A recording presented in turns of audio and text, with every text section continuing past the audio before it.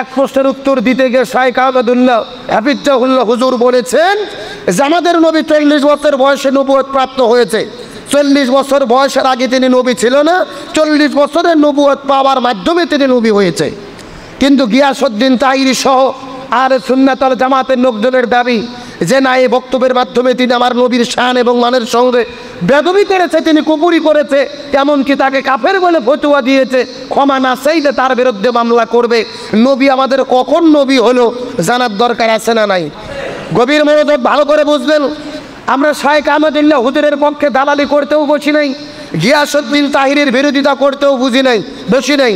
আমরা মুসলমান হিসেবে নবী কখন নবী হলো আর নবুয়ত কখন প্রকাশ পেল আমাদের জানার দরকার আছে না নাই?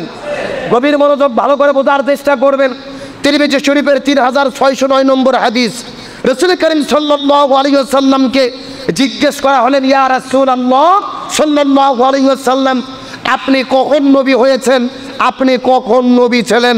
রাসূল করিম সাল্লাল্লাহু আলাইহি ওয়াসাল্লাম তখন বলেন, হযরত আদম আলাইহিস সালামের দেহ ছিল এক জায়গায়, রূহ ছিল আরেক জায়গায়। আদম যখন গঠিত হয়নি তখন থেকেই আমি নবী ছিলাম।